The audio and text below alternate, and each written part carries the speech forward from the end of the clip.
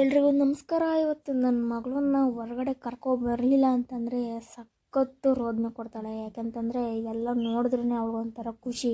So ಅದಕ್ಕೆ ನೋಡಿ ಹೊರಗಡೆ ಸ್ಕೂಲ್ ಶೆಡ್ ಹತ್ರ ಒಟ್ಟಿನಲ್ಲಿ ನಮ್ಮ ತೋಟದಲ್ಲೇ ಓಡಾಡ್ಕೊಂಡಿರ್ಬೇಕು, ಅವಳಿಗೇನೋ ಒಂಥರ ಆನಂದ.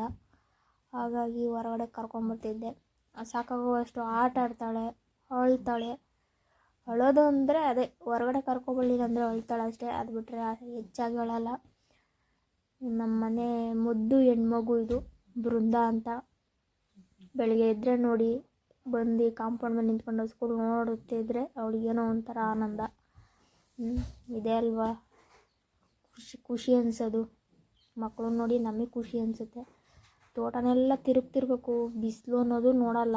ಒಟ್ಟಿನಲ್ಲಿ ನಾವು ಛತ್ರಿ ಹಿಡ್ಕೊಂಡು ತಿರುಗ್ತಾ ಇರ್ತೀವಿ ಮಗುನ ಹಿಡ್ಕೊಂಡು. ಇಲ್ಲ ಅಂತಂದರೆ ಅವಳಕ್ಕೆ ಸ್ಟಾರ್ಟ್ ಮಾಡಿಬಿಡ್ತಾಳೆ. ನಮ್ಮ ಗೌರಿ ಹತ್ರ ಬೇರೆ ಕರ್ಕೊಂಡ್ಬಂದಿದ್ದೆ. ನಮ್ಮ ಗೌರಿ ಅದ್ರ ಪಡೆಗೆ ಅದು ಮೇಯ್ತಿತ್ತು. ಮಕ್ಕಳು ಮುಖದಲ್ಲಿ, ಅದರಲ್ಲೂ ಮಗು ಮುಖದಲ್ಲಿ ನಗು ನೋಡೋದೇ ಚೆಂದ. ನೋಡಿ ಯಾವ ರೀತಿ ನಗ್ತಿದ್ದಾಳೆ. ನನಗೆ ನನ್ನ ಮಗಳು ಅಂದರೆ ತುಂಬಾ ಪ್ರೀತಿ. ಯಾವ ತಾಯಿ ತಾನೇ ಇರಲ್ಲ ಹೇಳಿ ಮಕ್ಕಳು ಕಂಡ್ರೆ. ಅದರಲ್ಲಿ ಹೆಣ್ಮಕ್ಳಿಗಂತೂ ಸಿಕ್ಕಾಪಟ್ಟೆ ಇಷ್ಟ.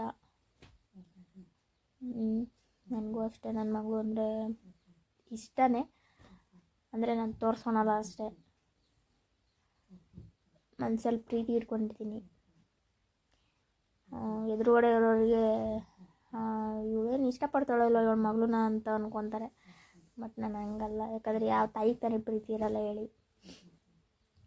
ಒಬ್ರೊಬ್ರು ಒಂದೊಂದು ಥರ, ಅದೇ ಪ್ರೀತಿ ಬೇರೆ ರೀತಿ ಅಂತಾರಲ್ಲ ಆ ಥರ ಅಷ್ಟೇ. ನನ್ನ ಮಗಳು ಮಲಗಿದ್ರೆ ಒಂದು ಸ್ವಲ್ಪ ಇನ್ನೂ ಸಮಾಧಾನ ಅನಿಸುತ್ತೆ. ಯಾಕಂತಂದರೆ ನಾನು ರೆಸ್ಟ್ ಮಾಡ್ಬೋದಲ್ಲ ಅಂತ. ಮಲಗಿಲ್ಲ ಅಂತ ಅಂದರೆ ಅವಳ ಜೊತೆಗೆ ನಾನು ಒಂದಷ್ಟು ಹೊತ್ತು ಟೈಮ್ ಸ್ಪೆಂಡ್ ಮಾಡ್ತಾ ಇರ್ತೀನಿ.